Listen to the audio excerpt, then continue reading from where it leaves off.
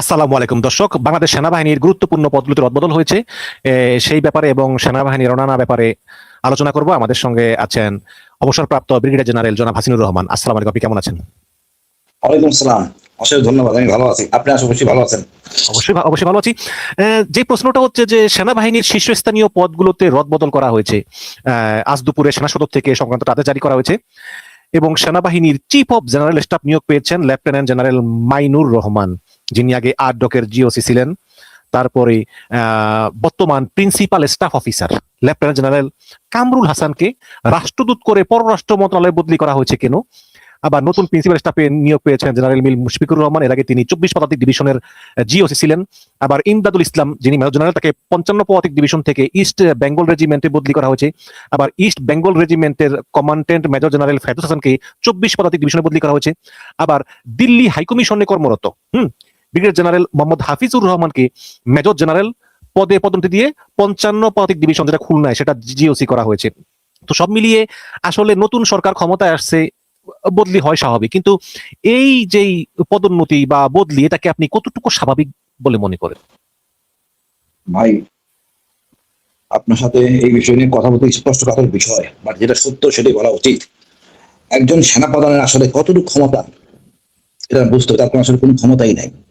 আমরা যদিও কারণে অকারণে ইকবাল করিম ভুইয়াকে অনেক কিছু বলি, এখন আপনি দেখবেন যে আমাদের সেনাপ্রধান ওয়াকারুজ্জামানের ক্ষমতা আর ডক্টর ইউনূসের সময় তার ক্ষমতা।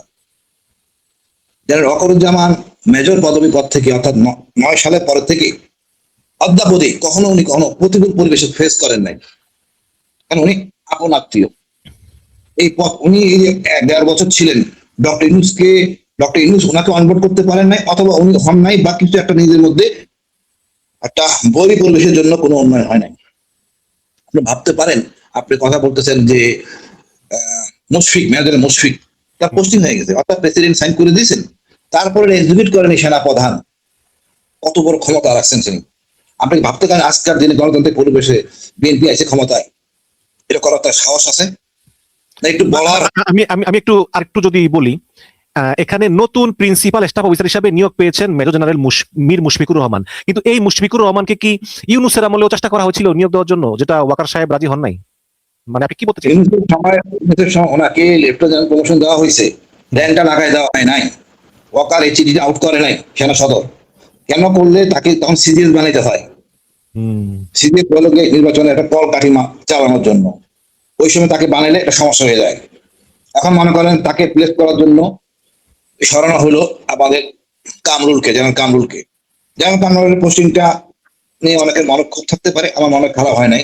ওনার সাথে অ্যালাইনমেন্ট আছেন পররাষ্ট্রমন্ত্রীর, একই জায়গায় ওনারা গেছেন, ভালো কিছু করতে পারবেন। কিন্তু এখানে একটু কথা বলি এই লেফটেন্যান্ট জেনারেল কামরুল হাসানকে নিয়ে।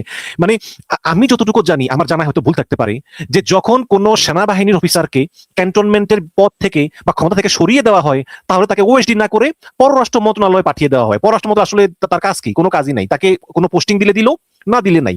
এবং আপনি তো অবশ্যই বলেছেন যে তার সঙ্গে খলিলুর রহমানের ভালো সম্পর্ক ছিল, এবং এক সময় আমরা শুনেছিও যে জেনারেল ওয়াকারকে সরিয়ে খলিলুর রহমান, ডক্টর ইউনূস চেয়েছিল এই কামরুল হাসানকে সেনাবাহিনীর প্রধান পদে নিয়োগ দিতে, যেটা বিভিন্ন কারণে হয় নাই, দেশি চাপ বিদেশি চাপে হয় নাই। কিন্তু এখন এই লেফটেন্যান্ট জেনারেল কামরুল হাসানকে সরিয়ে দিল কেন? তিনি কি জামাতপন্থী বলে নাকি, বা এইটা কিন্তু এটা আসলে মানে বিএনপি সরকার তাকে পছন্দ করতেছে না কেন বলে আপনি মনে করেন? আমাদের কোনো জেনারেল জামাতপন্থী না, আসলে নামাজ পড়ার ভিতরে কোনো জেনারেল জামাতপন্থী না। এখন ওই কিছু সুবিধা নেওয়ার জন্য একটু ট্যাগ লাগায় কথা বলে, আমার আত্মীয় এসব আজে বাজে কথা বলে, আসলে কেউ কোনো পন্থী না। বেসিক্যালি আপনাকে হয়েছে কি, কামরুলের সাথে ভালো সম্পর্ক ছিল ডক্টর খলিলের, একই সাথে মনে করেন একটা ইউনুসের কাজ করার সুবিধা হইতো। আপনারা দেখছেন কিনা যে একটা বছরের কাজ করতে অনেক কষ্ট পেতে হয়েছে ডক্টর ইউনুসের। এই আমাদের ডিপ্টি অফিসারদের প্রমোশনে কেসে কত হেনস্থ করছে এই ৩ বাহিনী প্রধান। এই সাহসটাকে মনে করেন বর্তমান সরকার করতে পারবে? কিছুই করতে পারবে না।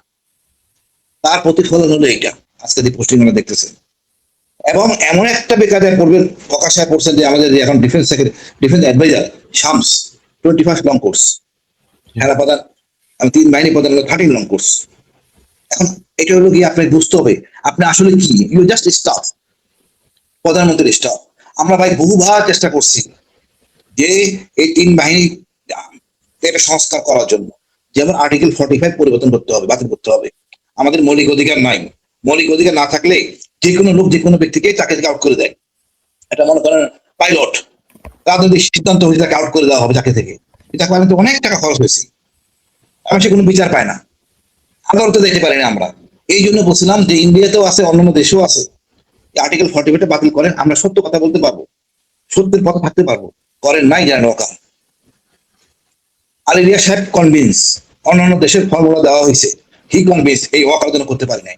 আমরা এটা তাহলে ফাইনালি যে গোয়েন্দাদেরকে আমরা একটু তার করি, সংস্কার করি, যেটা ইকবাল করিম ভাইয়া বলতে চাচ্ছিলেন ইনডাইরেক্টলি, যে গোয়েন্দারা যদি এটা দলের পক্ষে কাজ করে, এটা কাম্য না, এটা দেশের পক্ষে কাজ।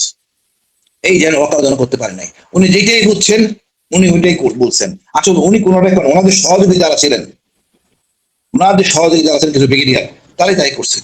এখন দেখেন এই যে জাহাঙ্গীর, জাহাঙ্গীর, ওনার তো থাকার কথা ছিল ডক্টর ইউনূসের সাথে, এখন দেখা যায় পোস্টিং হইলো তাদের ডিজাইরে হয়েছে।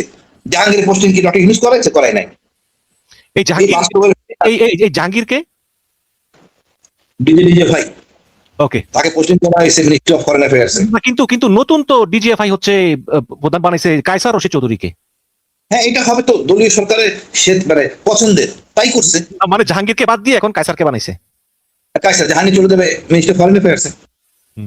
এইটাই তো প্র্যাকটিস। এই প্র্যাকটিস থেকে বেরিয়ে আসার জন্য বলছিলাম আমরা একটা সংস্কার করি আর্মির, সেই সংস্কারটা করে নাই ওয়াকার। ওয়াকার এত বেশি বুঝছে, আর্মির 12টা সে বাজাইছে। এই মনে করেন একটা অন্যায় করলে একটা অপরাধ, একটা মনে করেন একটা ছোটখাটো অপরাধ মাফ করা যায়, আপনি অপরাধের পিছনে আপনি কোনো কথা বলতে পারবেন না, কোনো আদালতে যেতে পারবেন না। আমি আমার দেশের জন্য জীবন দিব কিন্তু আইনের আশ্রয় পাবো না, এটা কেমন কথা? এর কোন দেশের বর্বরতা? এর ব্রিটিশের আইন ছিল, ব্রিটিশ সেই আইন মানে না, ইন্ডিয়া মানে না, আপনি আমাদের কাছে জোর করে এগুলি করবেন। এখন ওয়াকার বুঝবেন তার আসলে সত্যিকারের ক্ষমতা কতখানি।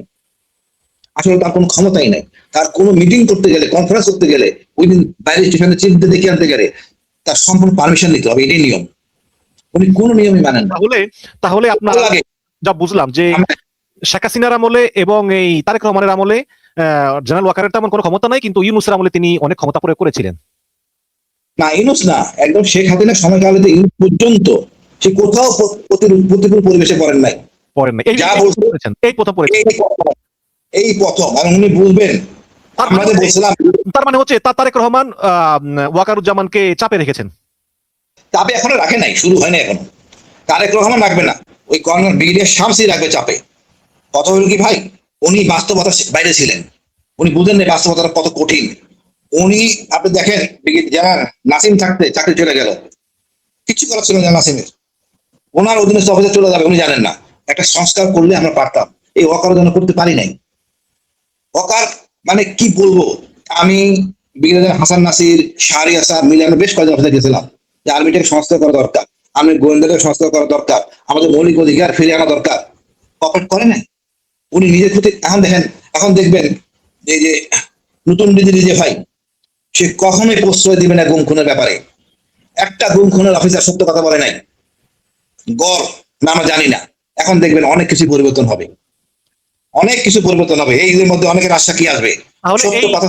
এই যে ব্রিগেডিয়ার জেনারেল কায়সার রশিদ চৌধুরী, উনি ভালো মানুষ আপনি বলতেছেন, উনি ভালো মানুষ, যাই না, উনি ওনার রিপোর্টিং অফিসার সরি তার প্রধানমন্ত্রী, ওনার রিপোর্টিং প্রধানমন্ত্রী, তার সাথে কথা বলবেন সৌজন্যভাবে। ডিফেন্স সেক্রেটারি তার সিনিয়র, তার সাথে কথা বলবেন, এবং সেনাবাহিনীর কল্যাণ হোক, দলীয় কল্যাণ হোক, সে কাজ করবেন। কথা হলো এই জিনিসগুলি সংস্কার করলে আমরা অনেক বেটার থাকতে পারতাম। আমাদের সেই জায়গাটা আমরা হারাইছি, এবং ডক্টর ইউনূস যদি করানো যাইতো। এমন এই জিনিসটা অকারের দোষ, অকার নিজে এখন ফেস করবে, আমাদের কিছু করার নাই। ইভেন ভাই আমাদের যে ডিপ্লয়েড অফিসারদের কেস যে কি কষ্ট দিছে, আপনি জানেন আমাদের প্রধান উপদেষ্টা স্বাক্ষর করার পর প্রেসিডেন্ট স্বাক্ষর করতেছেন না, 9 দিন ফেলে রাখছে পেপার, আমাদের 9 দিন। এই অনেক ওয়াকার মানে রাষ্ট্রপতি চুপ সই করতেছেন না, করেন 9 দিন পর করছেন, যেন হাফিজ ওনাদের বুঝাইছেন এটা কেন দরকার অফিসার। এবং আমাদের ডিপ্লয়েডটা তো ভাই সিভিলের মতো না, সিভিলে তো প্রমোশন পার নাই। আমাদের কি করছে, আমাদের জেলে টেলে ভরে মেসাকার করে ফেলছে আমাদের। এটা সিভিলের মতো হয় নাই, আমরা ওরকম কিছু চাই নাই। ওনার তো সমমর্যাদা সবাইকে দেওয়া হয়েছে, 3 র্যাঙ্ক 2 র্যাঙ্ক, যাদের বয়স সীমা পর্যন্ত। আমরা তো সেরকমও চাই নাই। আমরা আমাদের যোগ্যতা মানদণ্ড যেটুকু পাওয়ার কথা ন্যায় বিচার করেন। একজন বলে দিলেন এই বিচার করতে হবে, করে ফেলেন, কোনো আইন কানুন নাই। তার সিদ্দিকী বলছে আবার গুম করে ফেললেন। আমরা কোন জায়গায় ছিলাম? এখন সংস্কার করতে চান না জেনারেল ওয়াকার, উনি ফেস করবেন। এখন মনে করেন একটা জিনিস মনে করবেন, কাউকে দিয়ে কোনো অনিয়ম করানোর পরে সেই কাজটা হয়ে যাওয়ার পর তাকে কিন্তু সে চিনে না, এটাই নিয়ম, এটাই নিয়ম। আমার এক জুনিয়র এক সিনিয়রকে ওই সিগারেট অফার করতো, যখন সুযোগ থাকতো সিগারেট বেনসনের কার্টন, এক অনুষ্ঠান উপলক্ষে মনে করেন এক প্যাকেট বেনসন আনলো, সে পুরো এক কার্টুন নিয়ে আসতো, খরচ হতো হলো 4-5টা। কদিন পর বলতো স্যার নষ্ট হয়ে যাচ্ছে, আপনি খেয়ে ফেলেন, রাত কেউ খায় না। আমি ওই দেখে বললাম দেখো, তুমি এই জেনারেলকে এই অনৈতিক সুবিধা দিচ্ছ, এই জেনারেল প্রমোশন পাইলে তোমার আগে ফায়ার করবে, তুমি তার উইকনেসটা জানো। তখন সে সোজা হয়েছে। আমরা আসলে বুঝি না যে এইসব কাজ করে কোনো লাভ নাই, এগুলি ভুল। আপনার কাছে একটা প্রশ্ন যে নতুন পরবর্তী সেনাবাহিনীর প্রধান কি হতে যাচ্ছেন লেফটেন্যান্ট জেনারেল মাইনুর রহমান? ভাই এটা রাজনৈতিক ব্যাপার, এখন আর আগের মতো সমীকরণ হবে না। কারণ হবে না। যে কত তেল মারবে, কে কত বিসর্জনে থাকবে, এটার ব্যাপার। এরপর দেখেন এই আপনার এই যে বিপ্লবের সনদ নিয়ে স্বাক্ষর নিয়ে গ্যাঞ্জাম, রমজানের পরে লোকজনের খুব দানা বানতেছে, এগুলো থেকে কি কোন দিকে যায় আমি জানি না কি হবে, বাট পরিস্থিতি আমি খুব ভালো দেখতেছি না। আমি জানি, এটুকু জানি, শহীদ জিয়ার ছেলে, উনি গিয়ে যাই বলুক একসময় উনি ফিরে যাবেন, একসময় উনি নৈতিকতার পথে দেশের পাশে দাঁড়াবেন। বা ওনার সহযোগীরা অসৎ, এদেরকে ওনাকে চিহ্নিত করতে হবে এবং তাদেরকে ফায়ার না করলে আসলে বিপদে পড়তে হবে, কারণ এরা কেউ বিপ্লবটা দেখে নাই। জি, এখানে জনাব ব্রিগেডিয়ার জেনারেল হাসিনুর রহমান, আমরা জানি একটা বিডিআর যে পিলখানা যে হত্যা, এটার একটা স্বাধীন কমিশন হয়েছিল, যেটার মেজর জেনারেল ফজলুর রহমান অবসরপ্রাপ্ত তার অধীনে, এবং দীর্ঘ প্রায় 1-1.5 বছর উনি তদন্ত করেছেন, করে তিনি একটা রিপোর্ট দিয়েছেন। সেই রিপোর্টটা প্রধান উপদেষ্টা ডক্টর ইউনূসকে দিয়েছিলেন, কিন্তু সেটা আনক্লাসিফাইড করে সেটা প্রকাশ করা হলো না। এই গেল এক। এখন আবার শুনতেছি যে নতুন প্রধানমন্ত্রী জনাব তারেক রহমান পুনরায় সেই তদন্ত কাজ শুরু করার নির্দেশ দিয়েছেন। মানে আমি বুঝলাম না যে তাহলে আগেরটা কি ছিল, আবার নতুন করে তদন্ত কেন হবে, আগেরটা কেন প্রকাশ করা হচ্ছে না? আপনার কি মনে হয়, কেন এই হযবরল? হযবরল অবস্থা, স্বাধীন তদন্ত কমিশনের সবার উপরে, তাদের প্রতিটা মেম্বারের প্রোটোকল কিন্তু অ্যাপিলেট ডিভিশনে হাইকোর্টের জাজেস, আর এই বিচার বিভাগীয় তদন্ত হলো গিয়া একজন বিচার বিভাগীয় প্রধান, অনেক নিচে গুণগত মান বা নিচে। এটা করার কারণ আমি জানি না, তারপর আমার মনে হয় ওই তদন্ত কমিশনে কিছু স্পষ্টগত বিষয় আছে, ভারতের ইনভলভমেন্ট এবং আওয়ামী ইনভলভমেন্ট, এই দুইটা ইস্যু, এই দুইটাকে হয়তো দেখা যাক তদন্ত কি হয়। তবে আমি মনে করি ওই তদন্তের মধ্যে সেনাবাহিনী কিছু অফিসারকে ইনভলভ করার ব্যাপারে কিছু রেস্ট্রিকশন ছিল, আপত্তি ছিল। তবে একই সাথে ও আচ্ছা আচ্ছা, আপনি একজন সেনাপ্রধানকে ডাকা এই সাহস কারো ছিল না, কিন্তু অধ্যাপক শরীফ, তাকে অধ্যাপক মেম্বার, পুলিশের এডিশনাল আইজিপি আকবর, আরেকজন, তিনজনের চাপে পড়ে ফজলুর রহমান সাহেব ওনাদের ডাকতে বাধ্য হয়েছেন। ইভেন ফজলুর সাহেব বলতেছিলেন এই বিডিআর ঘটনায় জামাত জড়িত, দেখেন জোর করে ওনারা বলছেন না কোনো এভিডেন্স নাই, কেউ সাক্ষী বলে নাই, কিভাবে জামাতকে আনবো? এই যে স্বাধীনের মর্যাদা রক্ষা হয় নাই। মানে স্বাধীন তদন্ত কমিশনের প্রধান lieutenant major general Fazlur Rahman তিনি ইচ্ছাকৃতভাবে তিনি জামাতকে পিলখানা হত্যাকাণ্ডের সঙ্গে জড়িত করতে চেয়েছিলেন। এই শরীফ সাহেবের জন্য পারে নাই, আকবর সাহেবের জন্য পারে, এই ধান্দাবাজ লোকদের চেনা যায় না, ওয়াকারের ভয়ে উনি কাঁপেন। স্বাধীন কমিশনের হাইয়েস্ট পসিবল একটা বডি, শেষ পর্যন্ত ওয়াকার গেছেন।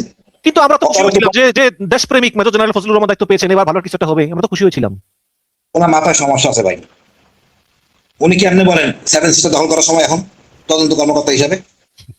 আমার বলেন আপনি, বলা যায়?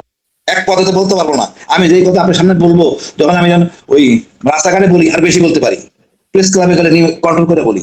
তো এখানে এইসব কথা বলা যায় সবসময়, একটা স্বাধীন সার্বভৌম রাষ্ট্র, আপনি অন্য ইন্যায় বিনয় বলতে পারেন, এটা আপনার বিষয়ও না, কেন আপনি বলবেন? এইসব কথা বলে আসলে যাই হোক, এই বিচার বিভাগীয় তদন্ত যদি হয়, সত্য উদ্ঘাটিত হোক।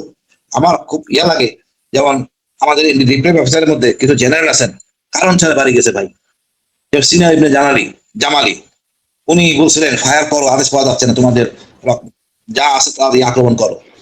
যেন হাকিম কথা শোনেন নাই, এই লোক দুটো আইনে আনতে হবে তো। ডক্টর ইউনূস করেন নাই, বাট আমি বিশ্বাস করি শহীদ জিয়া সন্তান তারেক সাহেব এটা বিচার করবেন, পুঙ্খানুপুঙ্খ বের হবে কার আদেশে হয় নাই, কেন ঢুকে নাই। এখানে যেন ওয়াকার ছাড় পাবে না, ব্রিগেডিয়ার হাকিম ছাড় পাবে না, যেন রেজানুর ছাড় পাবে না, যেন মামুন খালিদ ছাড় পাবে না। এদের ধরা দরকার আছে, জাতীয় শত্রু, এরা জাতীয় শত্রু। তাহলে আমাদের এত অফিসার মারা যেত না। বুক ফুলে হাঁটে এরা, কথা বলে, আবল তাবল কথা বলে। এই তদন্ত কমিশন ইনশাআল্লাহ সব ডক্টর ইউনূসকে দুর্বল বানায় ফেলছিল এই সময় আমাদের সেনাবাহিনী উত্তর পাড়া, আমার বিশ্বাস। তো তাকে কোনো ডিজিটাল আপনি কি মনে করেন যে নতুন প্রধানমন্ত্রী জনাব তারেক রহমান যে এই বিডিআর ঘটনার পুনঃতদন্তের আদেশ দিয়েছেন, এটাতে ইনশাআল্লাহ আমরা ভালো কিছু পাবো? অবশ্যই পাবো। ওরা শামস আছে, ব্রিগেডিয়ার শামস, ও সব জানে, ও সব জানে।